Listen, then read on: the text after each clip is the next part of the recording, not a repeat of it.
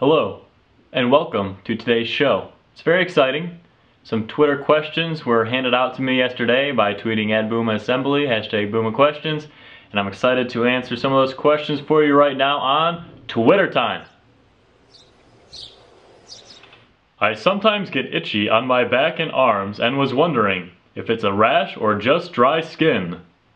Since Dan was my roommate last year, I did see his back a lot and his arms a lot, and I can tell you that not a rash at all. It's the dry skin. The weather is really affecting him.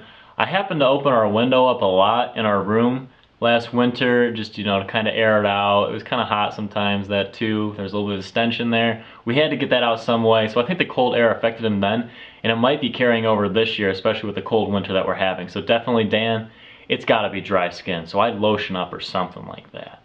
Next question. Will you say rheumatoid arthritis on your next show? We've got another question from Dan, and there's a little bit of a backstory behind that. Last year, I was trying to get Dan to say rheumatoid arthritis for a long time. He never actually said it, so I guess you heard me say it, so I guess I did answer his question. So yes, I guess I did just say rheumatoid arthritis on the camera for this Twitter Q&A. Next question. What is your favorite item to hold in a fanny pack? That is a great question, Brittany. You know more than anybody else that I love fanny packs. And some of the items that I normally carry in a fanny pack include chapstick, Gorilla Glue, and some spare buttons for button-up cotton shirts. But something that I really enjoy carrying around are my Croc cleaning supplies, because I want to make sure that my Crocs shine when I walk around in them on the beach or on the boardwalk and anywhere like that. So that's the thing I definitely keep in my fanny pack, my Croc cleaning supplies. Next question. Who do you like more, Kyle or Casey? And there goes Dan, another funny question. I would rather not answer this one because I don't want to offend Casey at all. So I think we should just move on to the next question. Who is Sweet Pea?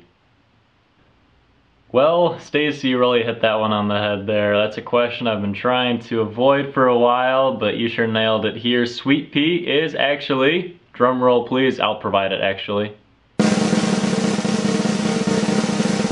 Sweet Pea is Sweet Pea. And when I say that, I mean Sweet Pea from Sucker Punch, the movie. I watched that in Mr. Lugod's class my senior year, and I really liked her character a lot. She didn't like to take a lot of risks, which I feel kind of connects with me. And also at the end, she was the last person that was free, and that kind of gave you this emotional toil almost, but this emotional loving for her character. She's the only person that got to go free out of her 4-person group. So I loved her character a lot, and that's why I tweet about Sweet Pea whenever I see her online or whenever I see Sweet Pea on TV, something of that nature. I will tweet about Sweet Pea, so that's where that originates from, the movie Sucker Punch. Next question, please.